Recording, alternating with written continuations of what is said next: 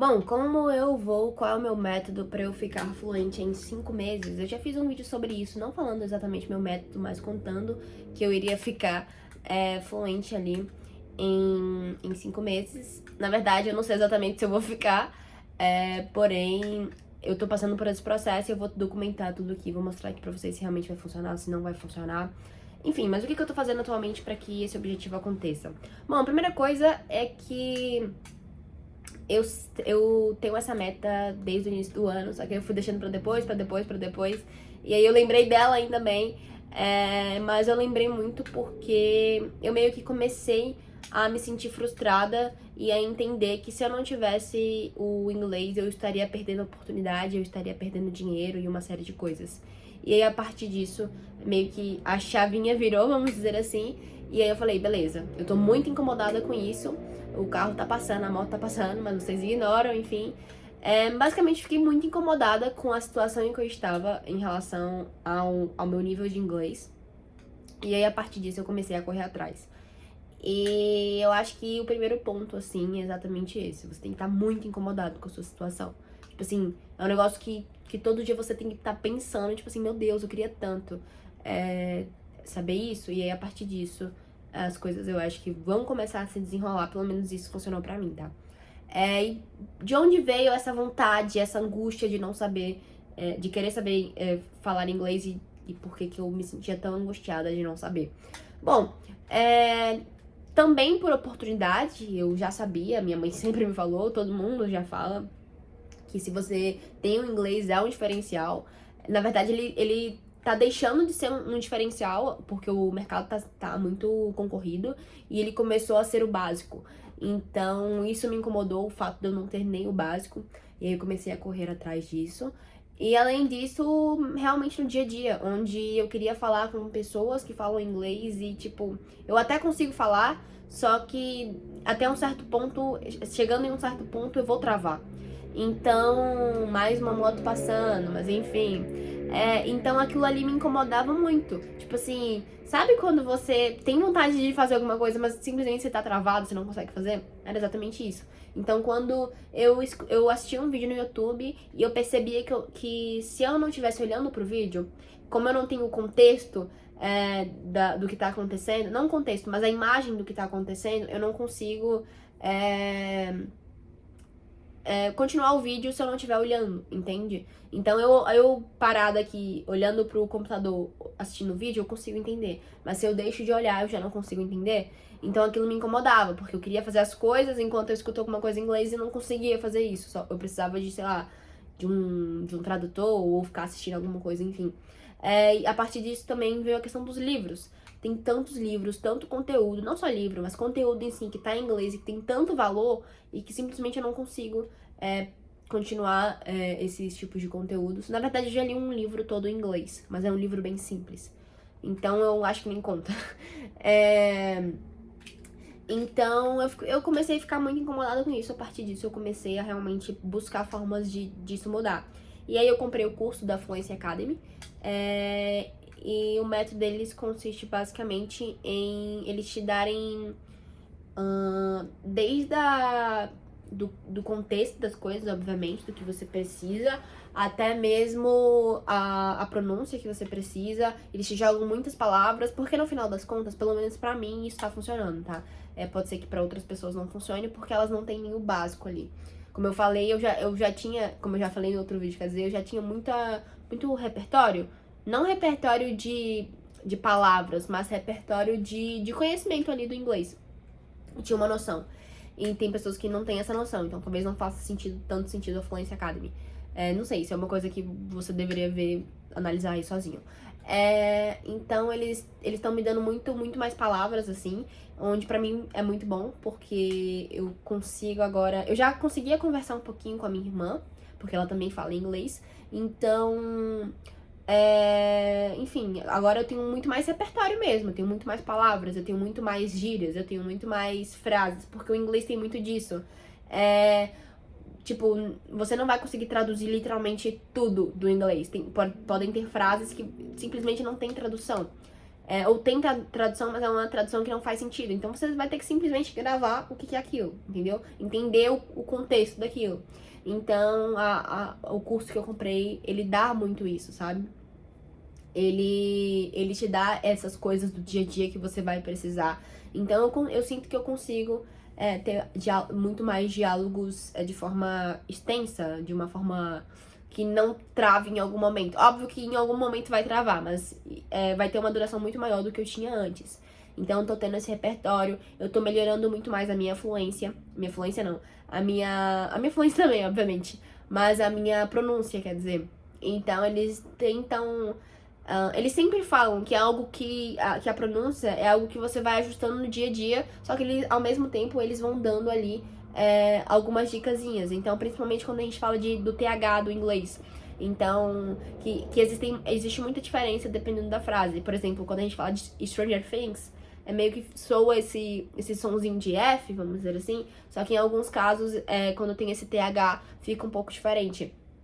Então, eles vão dando eles vão ensinando ali algumas regrinhas, vamos dizer assim, alguns padrões pra você entender exatamente o que você tá fazendo. Só que eles também vão deixando claro, ó, isso é coisa do dia a dia, não fica bitolado com isso.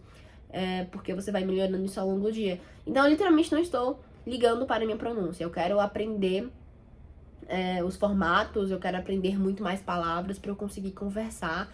E eu não tô nem aí com a minha pronúncia. Óbvio que eu quero sempre refinar ela muito mais, até pra ficar algo de... Enfim, uma conversa muito mais clara.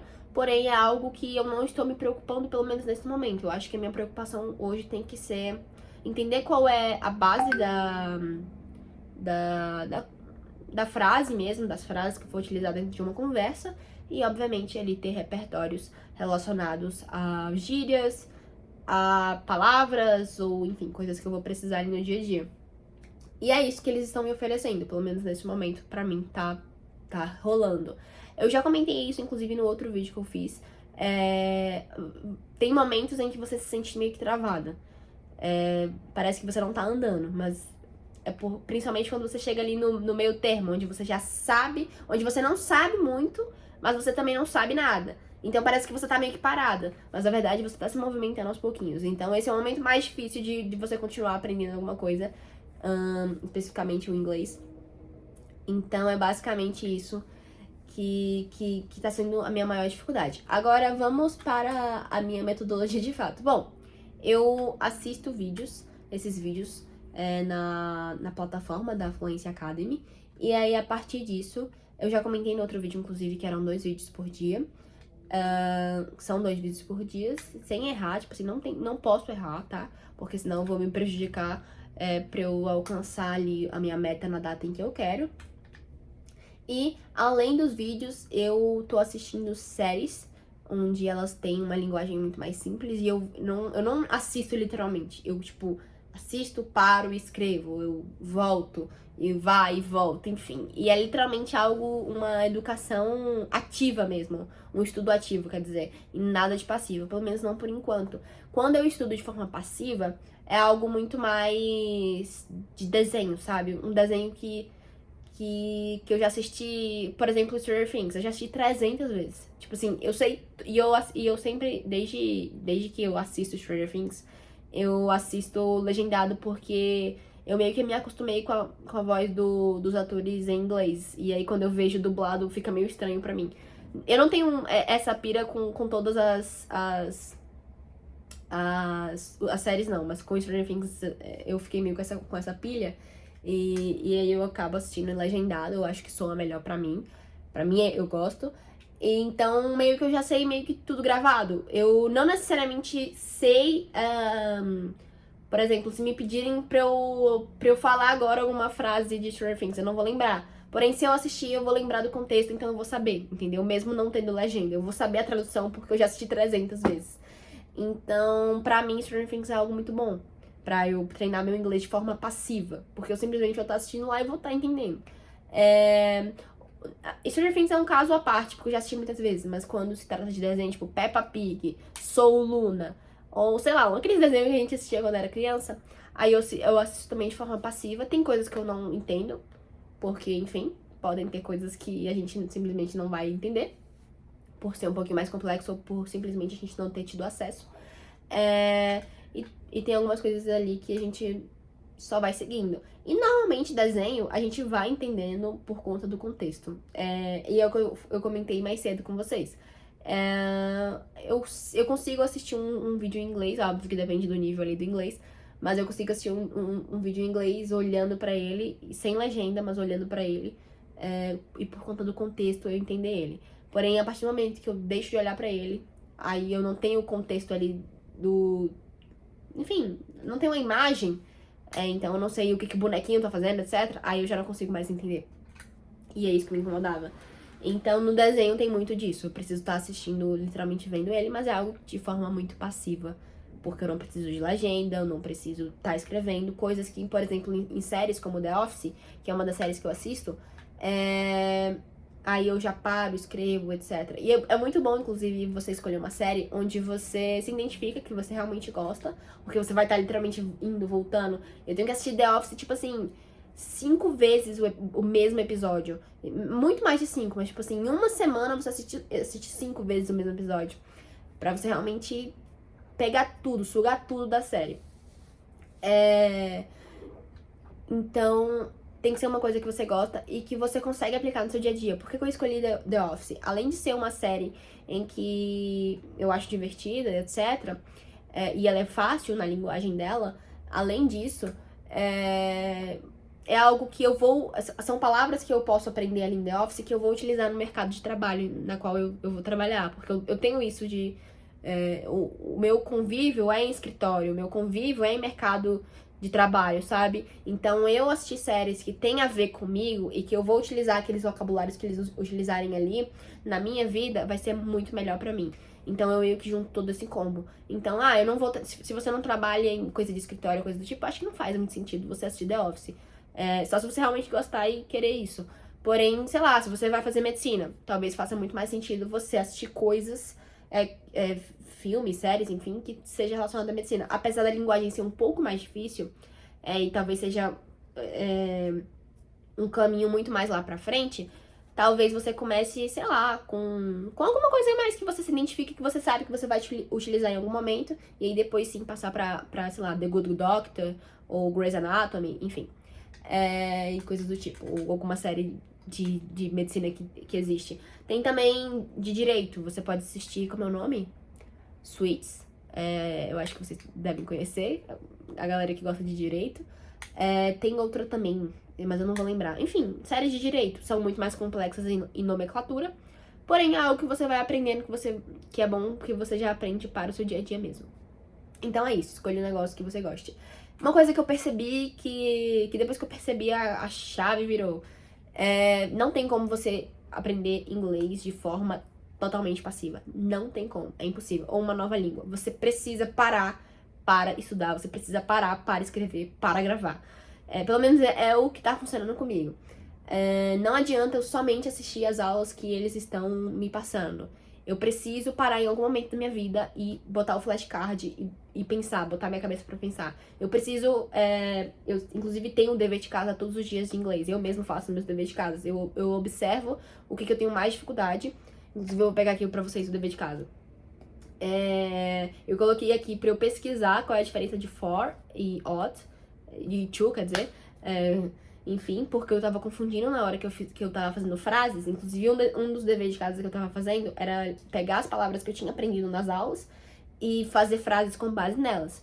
E a partir disso, eu identifiquei que eu tava com dificuldade. E por onde eu corrijo? ChatGPT, galera. É isso. Ou então a minha irmã, que sabe falar inglês, eu peço ajuda pra ela, mas normalmente ChatGPT.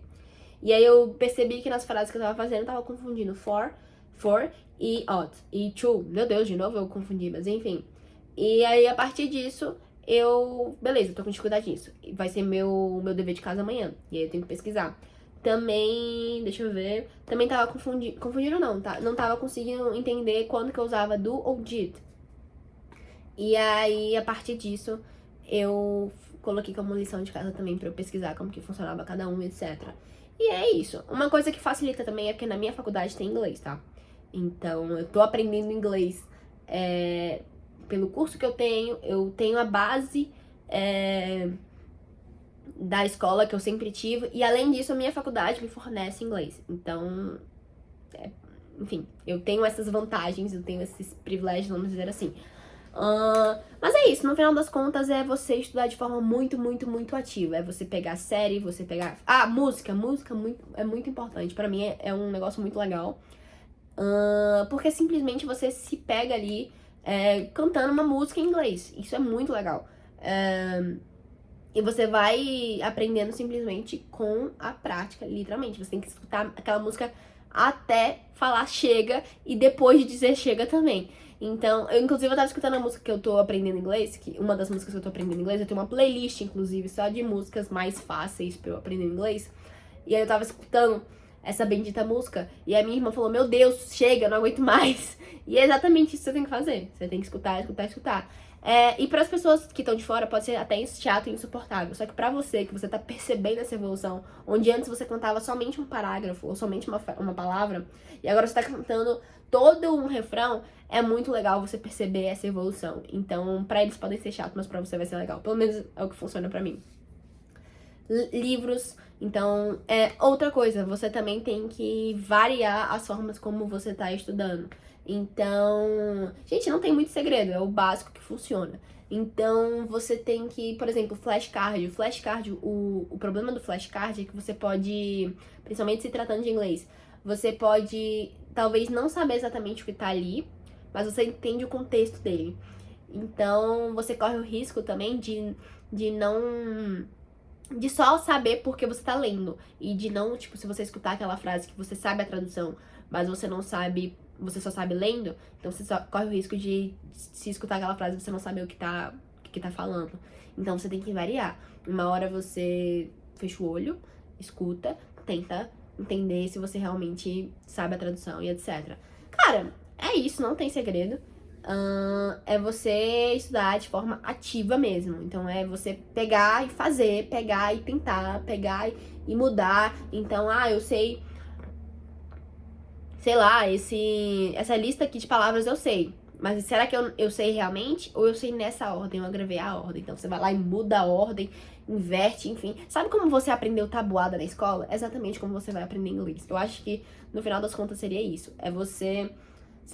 provavelmente você deixava na parede da sua casa, a sua professora perguntava pra você o tempo todo, você ficava lendo, relendo, e aí depois com as continhas que você fazia ali na prova, você meio que, enfim, acabou aprendendo, então acho que é isso. Óbvio que é muito mais do que isso, porque é muito mais complexo, mas no final das contas é você estudar de forma ativa. E estudar de forma ativa é muito relativo, porque podem ter pessoas que têm muito mais dificuldade e outras pessoas que têm muito menos dificuldades. Então, é você identificar se você tem mais, se você tem menos dificuldade, e a partir disso não ficar pra baixo porque você tem mais.